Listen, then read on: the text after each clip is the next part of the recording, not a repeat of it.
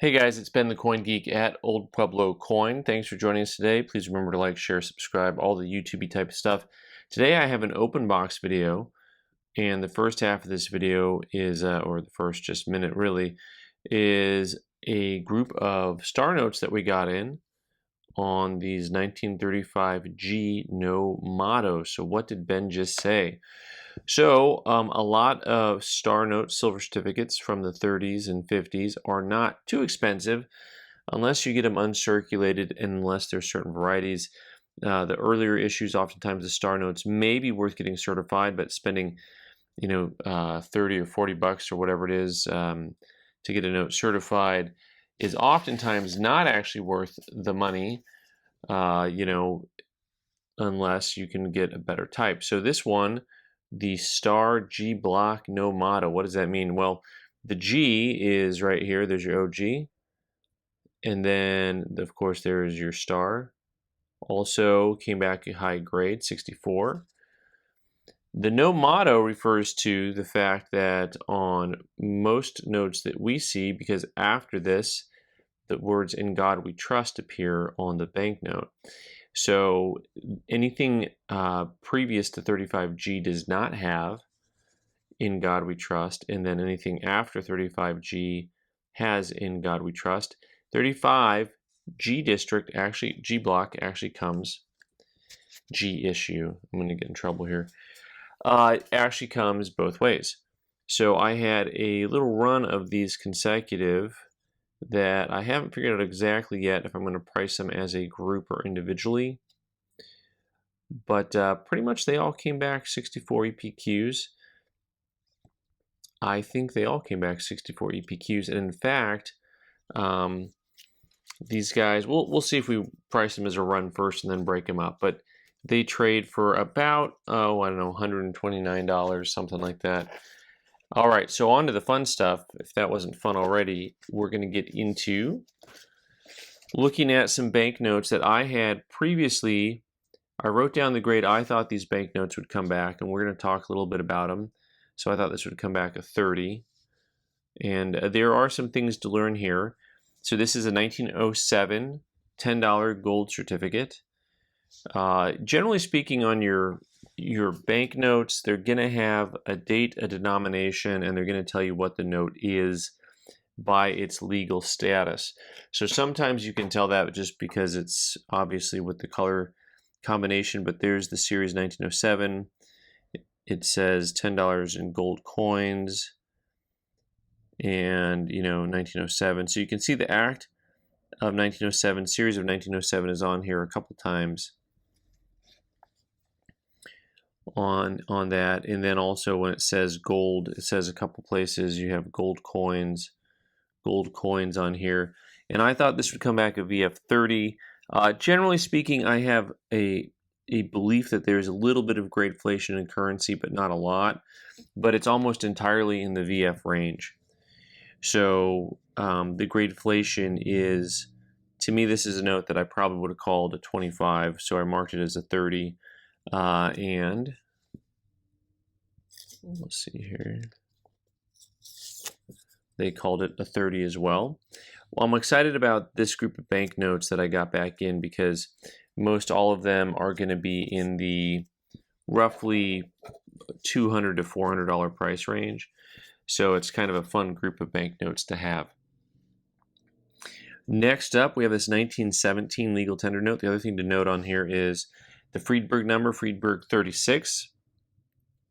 That is the book that is used to identify banknotes, and here we go with several different designs to look at, but I'm just looking at, this is Columbus discovering the new land, paying homage to God as he looks up to the sky. Lots of different allegories. Here's your series date, 1917. Legal tender notes. So there it says legal tender for $1. And this note here, basically, if you look at it,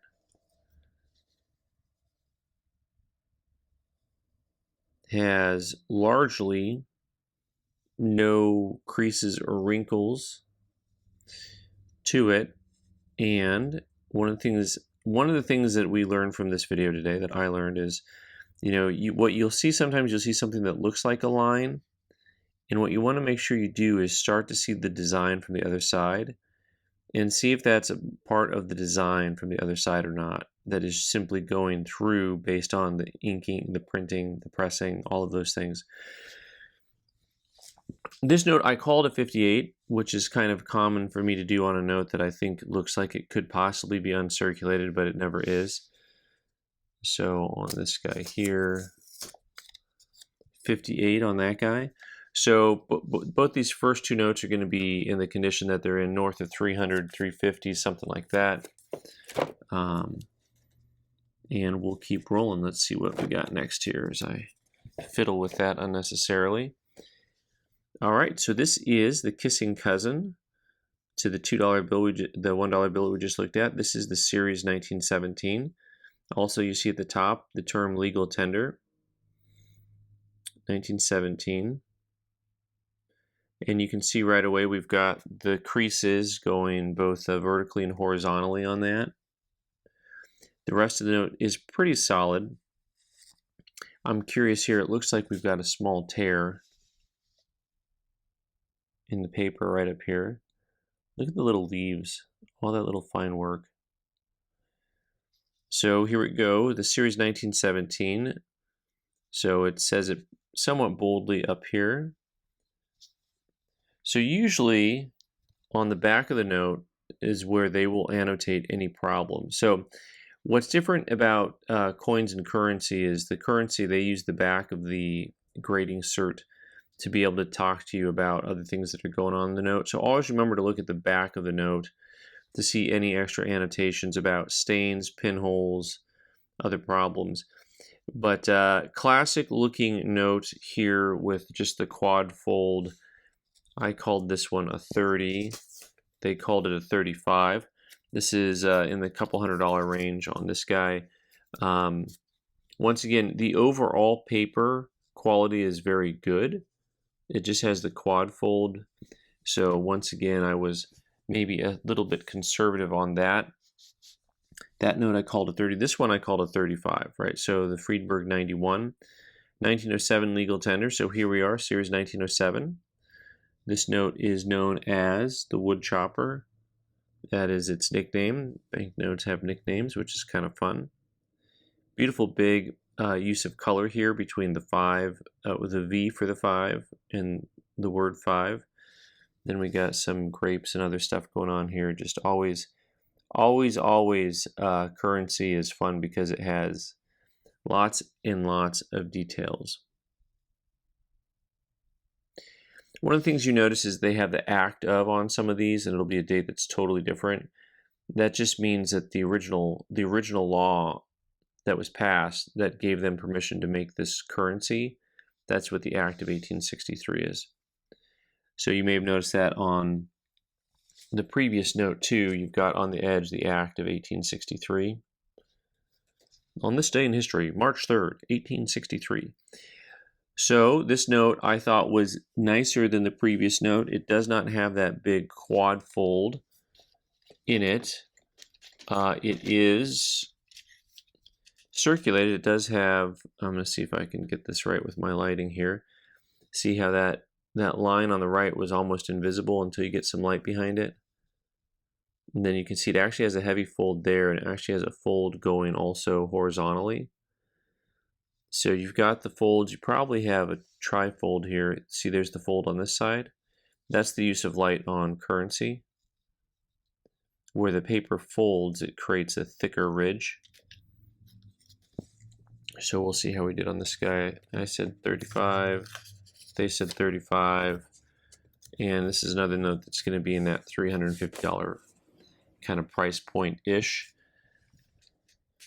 By the way, this is the light bars that I use. I have them printed up for me. I think we got them for like $6 on the website somewhere. If we do, there'll be a link down here in the show notes. Here we have the same looking note. Of course, this actually, you'll see here Friedberg 91, Friedberg 91. And of course, that means that we're looking at the exact same thing. And I also called this one a 35. So we got to remember to look at the back of these, and they called this a 35. They also mentioned EPQ, that means exceptional paper quality. That is for notes that are very, very original in their surface quality. So like on an ancient coin, think of their surface quality annotations. Exceptional paper quality, you'll see that's there. I'm going to grab this previous note here. Yeah, this one did not say exceptional paper quality. Had no notes on it. 35, 35. Also, I'm pretty sure that your little Scantron there gets you to the actual note in their system. You'll see this one is the PCUB-LIC error, public error, versus this one, which is not. So we'll take a look at that real quick. This note is legal tender at face value for all debts. And of course, there you go, PCB versus the PUB. Now this is, in my opinion, just a die break, really, a board break, where you're seeing the C missing part of it, the U missing part of the lettering, but it sure looks like a C, doesn't it? And that is a variety, but it's a type of variety where I don't think it adds much of any value, because maybe a little bit, because there's so many of them out there. All right, here we go. Silver certificates. Big bold silver certificate, 2 places on there. You know, lots of stars there, stars upon stars, and series of, this is your series of 1899. And you'll see it looks like there's like, oh, that's so funny. I was about to say it looks like there's dirt on here, but there's not. There we go. I was going to show you that big green fiber that doesn't exist. What's fun about the paper is that you've got these blue and red fibers going throughout the paper as it was produced. And that was, at the time, a counterfeiting measure. Now, this note, I called a 40. And what's interesting is you'll see here it says 236M. What is the M? Of course, it says mule, so you should know right away. But 236M mule. What's a mule? Well, a mule is when a donkey and a horse have a baby. And I'm not a pharmacologist, so I'm not going to be able to tell you about any more farm animals. But what I will tell you is that the term mule is generally used in coins and paper for when 2 pieces that shouldn't be together are together. And in the paper money world, this actually has a lot to do with just your plate blocks that are being used. So the plate block is going to be the number on the back of the note, and the number on the front of the note tells you which plate block was actually used. And let me show you in the book what they mean by a mule here. So they actually have an appendice in the back of the book showing this particular Friedberg 235 and 236. The non-mule, you'll see that the plate block where it's located, and then you see this where they basically hid the plate block way over yonder on the mule. So mules are interesting to me because I'm not really sure. Right, so to me, when I think of a mule, I think of 2 different things that definitely don't go together ever. And so to me, it's kind of hard to say that something was a mule until they get evidence that,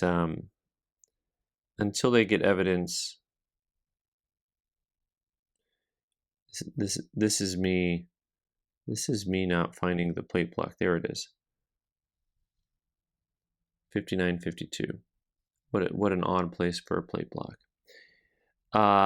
You know, for me, a mule is 2 pieces that were put together unintentionally, and I've struggled with mules knowing whether or not it's something that really was done. 4040. I can't finish my sentence on mules because my thought is like a donkey.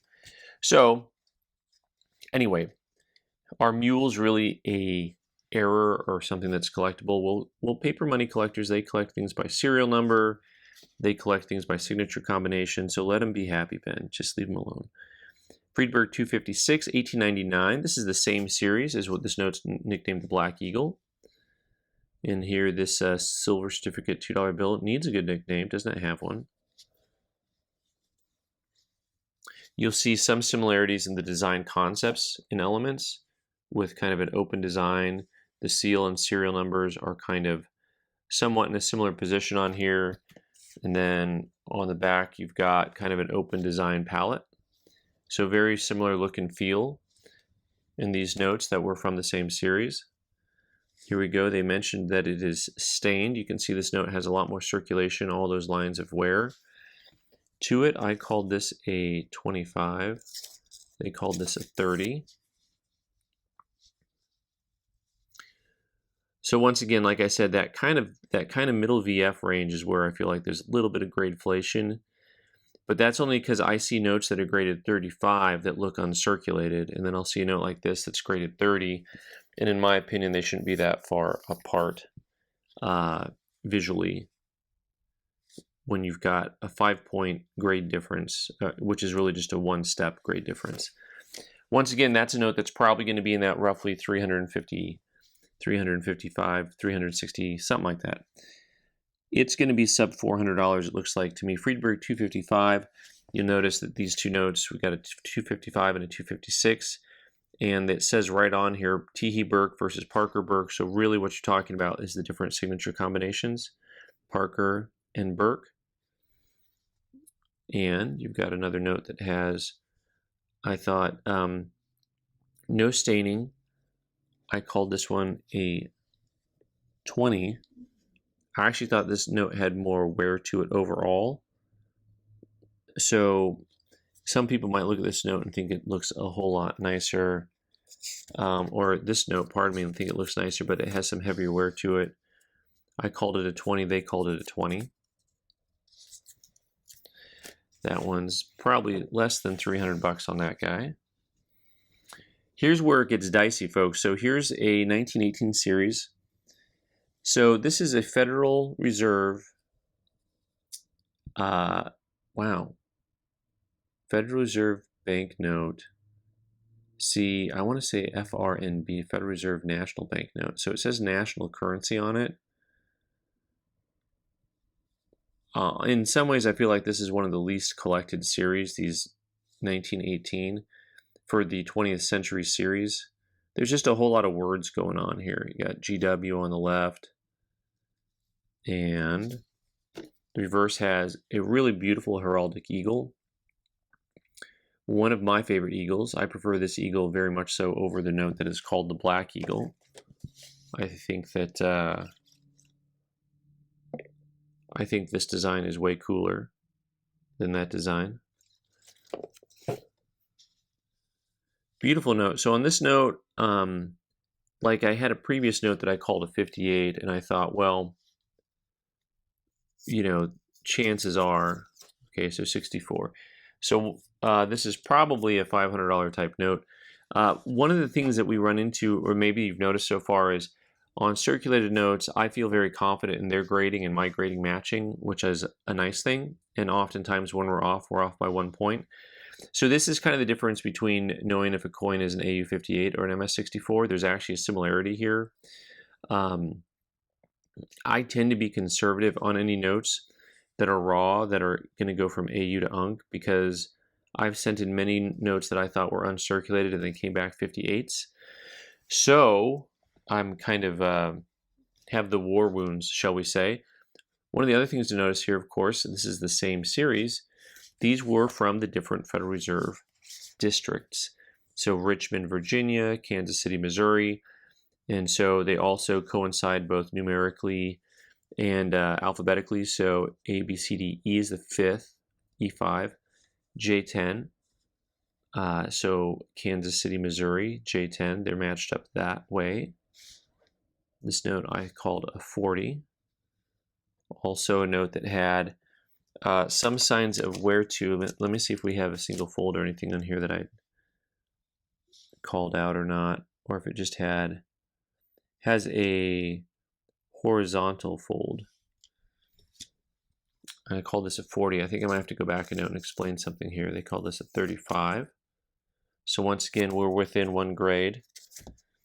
35 and 40s are only 1 point apart.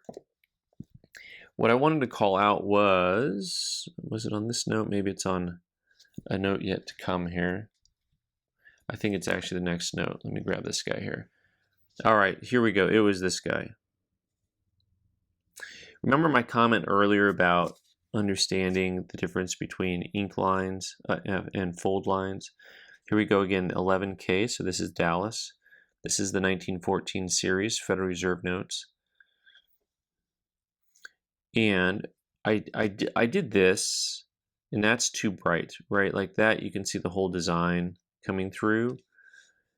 But when you look at it from a lighter angle, well, it looks like there is a horizontal line running right here. But of course, you can see once you get the whole design that that is actually part of the workings here. That is this line. By the way, so we have agriculture. What a beautiful note. I got to stop and take a look at this. Did we even look at the back of that guy? Oh yeah, that's my eagle note. I'm like, did we look? And then you have industry here, which is fun. Loading up the truck from the train.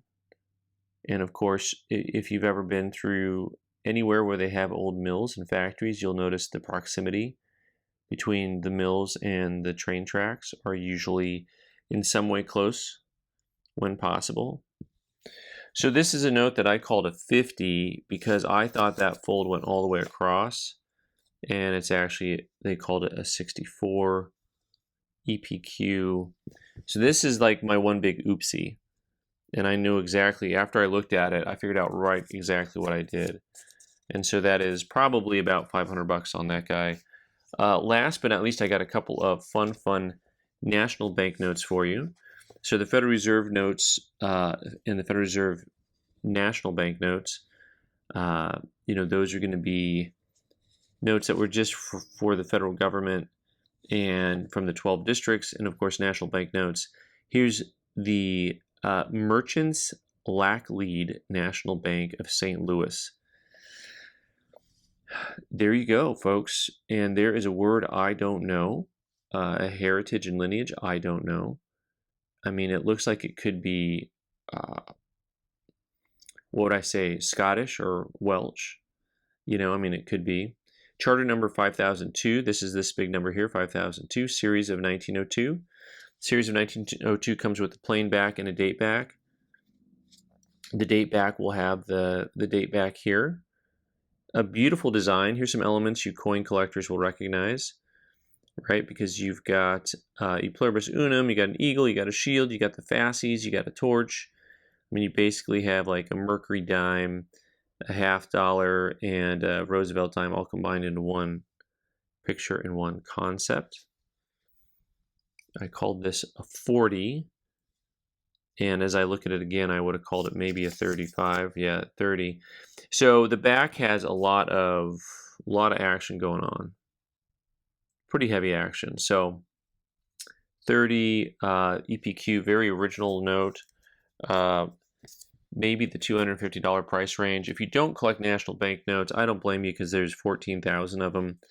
And that's just by charter number, and then you have different denominations, so there's like tens of thousands, if not hundreds of thousands of combinations.